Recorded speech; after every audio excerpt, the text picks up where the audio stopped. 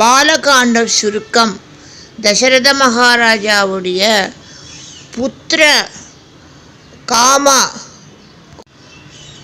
காமோஷ்டி யாகம் பண்ணி 4 புத்திரர் ராம லக்ஷ்மண பரத சத்ருனராக பாலகாண்டத்தில் அறிகிறோம்.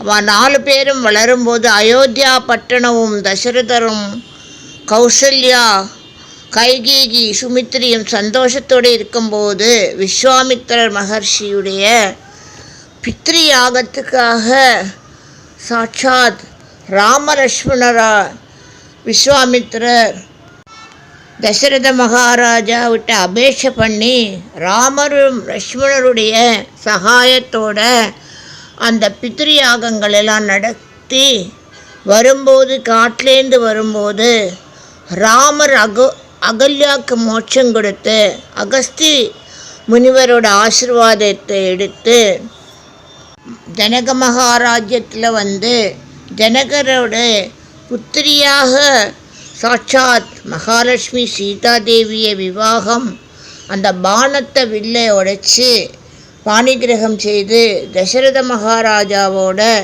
சந்தோஷமாக அயோத்தியில் சிரேஷ்டமாக வாழும்போது தசரதருடைய சங்கல்பம் ராம பட்டாபிஷேகத்தை நிச்சயம் பண்ணுறார்.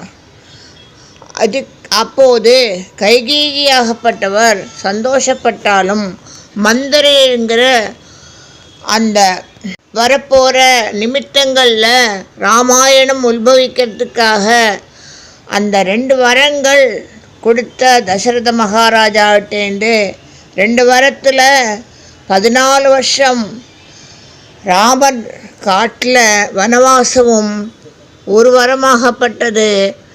இப்படி இன்னொரு வரம் பரதக்கு பட்டாபிஷேகம் வேணுமென்று தசரத மகாராஜாவிடம் சொல்லவும் கட்டளையிடவும் அந்த சத்தியத்தை காப்பாற்றுறதுக்கு வேண்டி ராமர் மரபூரி தரித்து சீதையுடனும் லக்ஷ்மணனுடனையும் வனத்துக்கு கிளம்பி போகிறார்.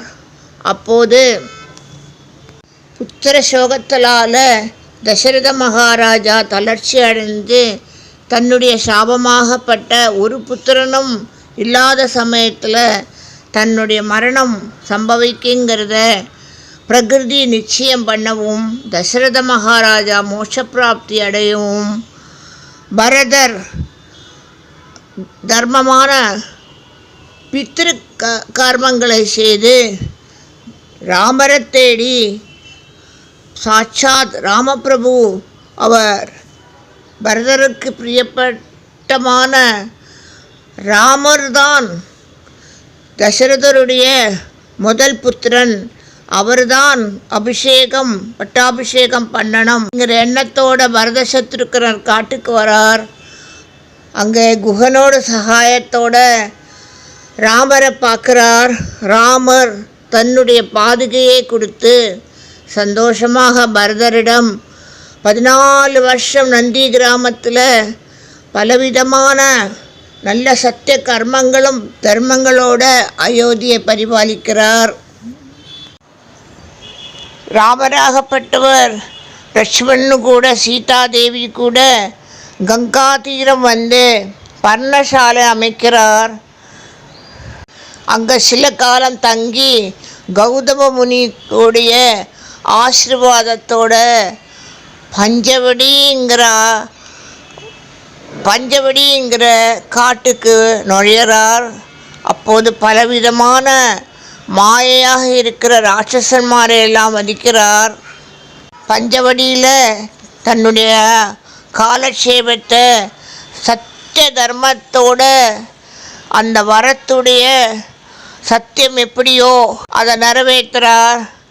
அப்போது ராவணனுடைய சகோதரியாகப்பட்ட பூதனை லக்ஷ்மணனிடம் தகாத வார்த்தை பண்ணி மாயஜாலம் பண்ணும்போது லக்ஷ்மணர் அவளுடைய காதையும் மூக்கையும் மறக்கவும் லக்ஷ்மணனுடைய அந்த செயல் ராவணனுக்கு கோபத்தை கொடுக்கவும் அதிசுந்தரமான சீதையை வர்ணிக்கிற பூதனியுடைய வாக்கை கேட்டு மாயாஜாலம் பண்ற மாரீச்சனை பஞ்சவடிக்கு அனுப்பவும்.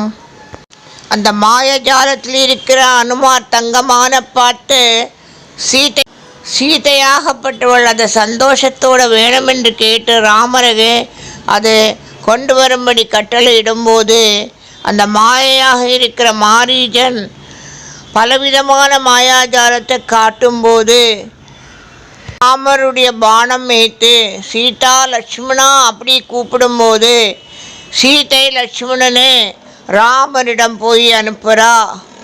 அந்த தக்க சமயத்தை பார்த்து அந்த ராவணனாக இருக்கப்பட்டவர் சந்நியாசி வேஷத்தோடு வந்து சீதைக்கு பலவிதமான மோக வார்த்தை சொல்லி சீதையை அபகரிக்கிறார். அபகரித்து புஷ்பபானம் விமானத்தில் வைக்கிறார். திரும்பி வந்து பார்க்கும்போது ராம லட்சுமணருடைய துக்கத்தை தான் பார்க்க முடியறது. சீதாதேவி புஷ்ப விமானத்தில் ராவணனால் அபகரிக்கப்பட்டா அப்படிங்கிற அந்த சந்தர்ப்பத்தை கேட்குறார். அத்தியந்தமான துக்கம். அந்த துக்கங்கிறது அங்கே இருக்கிற பல விருட்சங்களும் மயிலும் குயிலும் மிருகங்களும் எல்லாமே வாடி ஆரம்பிக்கிறது. இதை பார்த்து ராமர் கதி கலங்கி மெதுவாக திக்கத்த இடமில்லாமல் ராமர் லட்சுமணர் 2 பேருமே சீதையை தேட ஆரம்பிக்கிறார். அப்போது ஜடாயு கீழே விழுந்ததை பார்த்து ஜடாயுவிடம் இடத்துலேருந்து பல நன்மையான வார்த்தை கேட்குறார். சீதாதேவி ராவணனுடைய புஷ்ப விமானத்தில் அபகரித்து தெற்கு திசை போயிருக்காங்கிறத கேட்குறார். ஜடாயுக்கு கர்ம காரியங்கள் பண்ணி அத்தியந்த ராம பக்தியோடு இருக்கிற சபரி இடத்துல வரார். சபரி பலவிதமான ராமருடைய பலவிதத்தின நாமத்தால் பிரகிருதியிலே சபரி பிராம பக்தியாக இருக்கிற சபரியுடைய ஆசீர்வாதத்தோட ராமர் கிஷ்கிந்தாங்கிற நகரத்தை தேடி போக ஆரம்பிக்கிறார். இப்படிப்பட்ட பாலகாண்டத்தை சுருக்கம்னா ரொம்பவும் சுருக்கமாக சொல்லியிருக்கு. ராம ராம ராம ராம ராம ராம ராம ராம ராம ராம் ராம சீதா ராம ராம ராம்.